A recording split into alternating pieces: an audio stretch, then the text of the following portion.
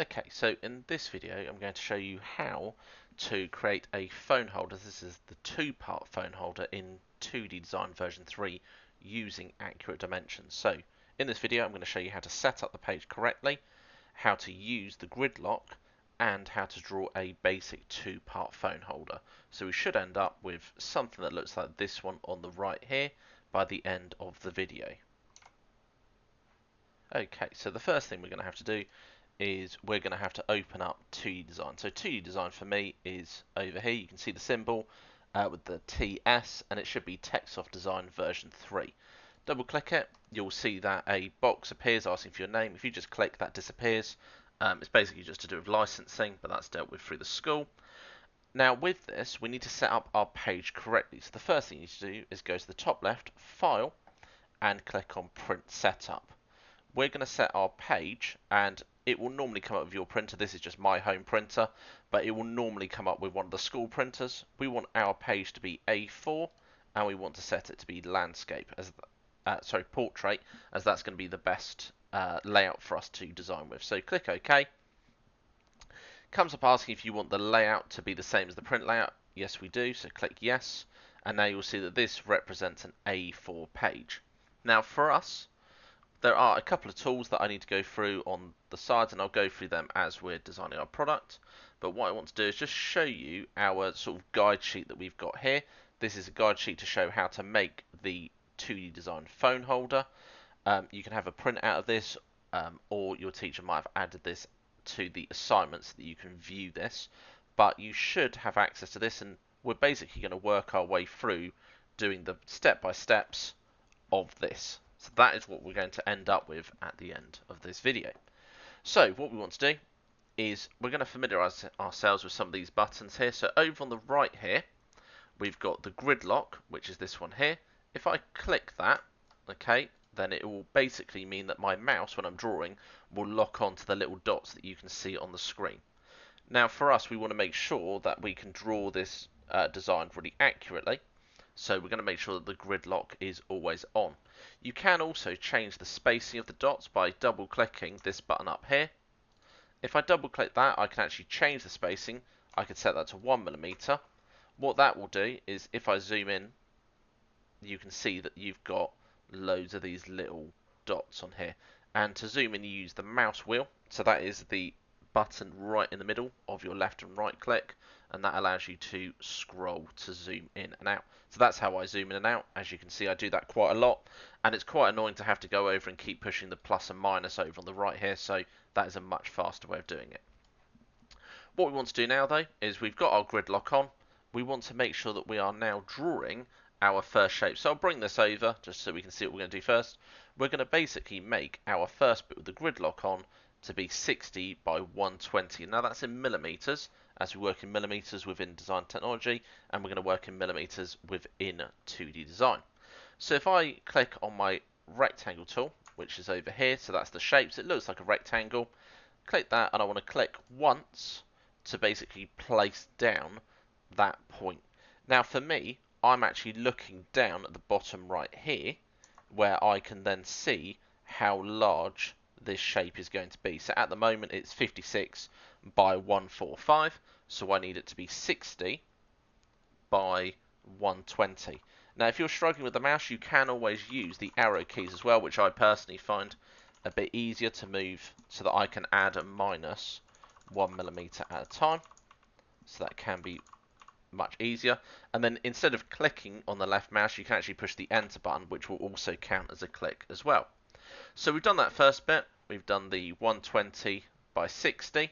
The next thing we want to do is we need to use the contour parallel to a line tool, which I'll show you where that is. But we're basically going to do a line that's 20 from the bottom and then 3.2.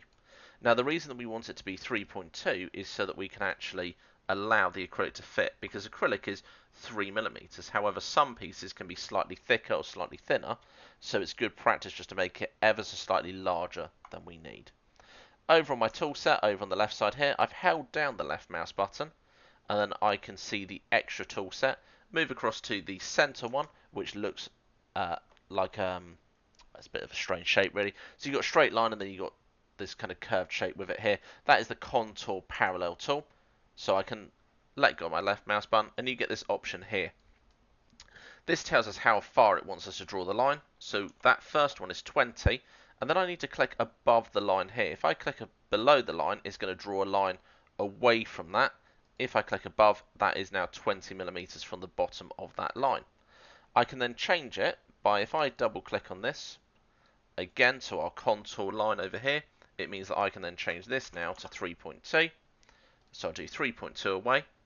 So that's now our kind of gap that we're going to have for the prongs to go through. Going back to our tutorial over here, so our guide sheet, you've then got 10, 12, 16, 12 and 10. Now, because we're going to make this nice and easy, we're actually going to do the 10 first, then we'll do the 12, and then we should end up with 16 last in the middle.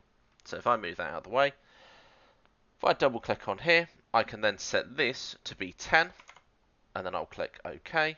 And I'm going to do 10 from the left and 10 from the right because they're going to be the same. And then what I can do is do 12. So it's going to be 12, click OK, and then 12. And then our gap here should be 16.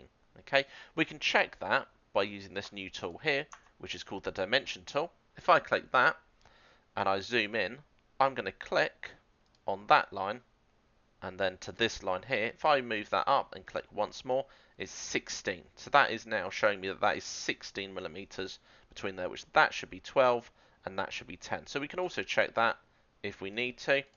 So we then got 12 there, and then I'll do this one just to check, and 10 there.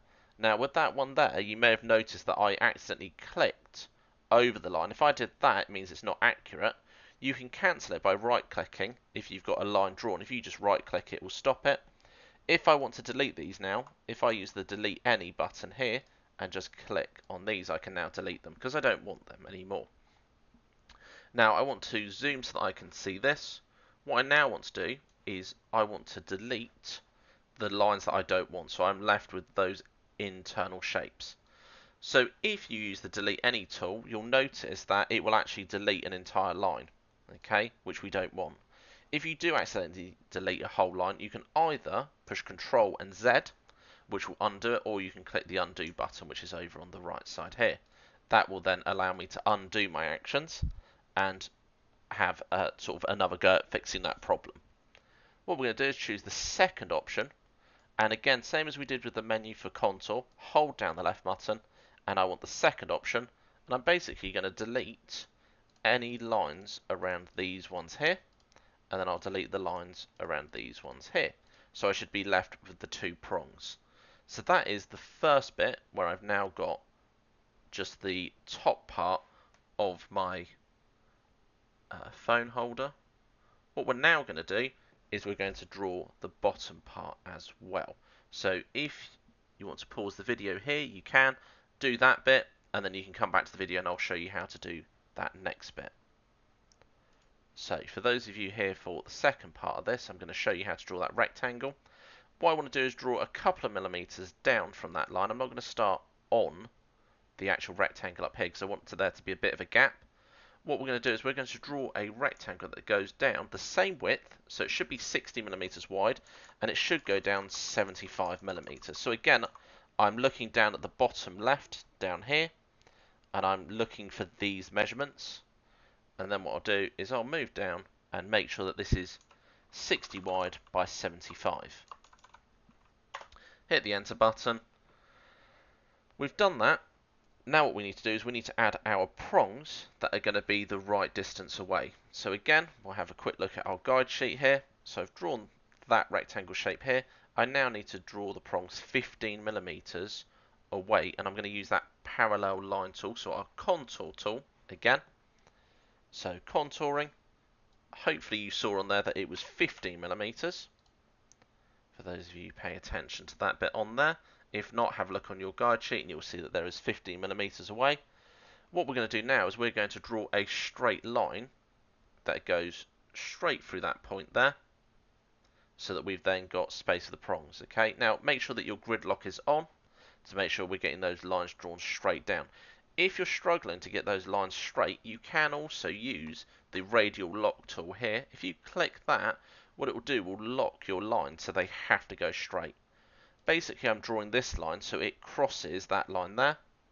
What I'll do is I can turn my radial lock off, click that button, radial on. So I do have to turn it on and off as I move to my other points. And it's just a nice way of making sure that your lines are perfectly straight. Because we don't want lines that aren't straight, because then when you laser cut it, you'll end up with those lines being really wonky. So even if you're 1mm out, that does change the shape significantly, as you can see with the line there, and your phone holder won't work very well. The last bit with this is we're now going to delete the alternate lines. So I'm going to delete these. I'm also going to zoom in and delete these. Do make sure you zoom in with this because it does make your life so much easier. And what we want to do is we want to keep these bits and click, click, and click, so I end up with these two prongs. Now for those of you paying attention, you'll be noticing that there is an error here. There's a mistake in the sense that we have to delete these two here. Otherwise, if we set this to go to the laser cutter, it's just going to cut those prongs off, which we don't want. So you want to delete them as well, so you end up with a solid shape. The final thing for this, if we were going to laser cut that as a basic design, is use the select tool, which is over on the top left here. Select the whole shape and the object. You can see that this says line, and to the right of it, it says COL. Basically, that is, if we want to change some settings for the line, that is to do with the line color. So we click there, and for our laser, we want to make sure that it is red. So the laser cutter understands that red is for cutting the lines, and I will talk to you more about some of the other colors. Now that is a basic video on how to do that first bit. You'll want to save that, so File, Save As, and save it in your documents, and make sure that you save it in your design and technology folders, because you want to keep your work nice and organized. So make sure you're keeping all of those bits together. Then in the next video, I'll show you how to make this look a bit more exciting by adding some imagery to it. Okay.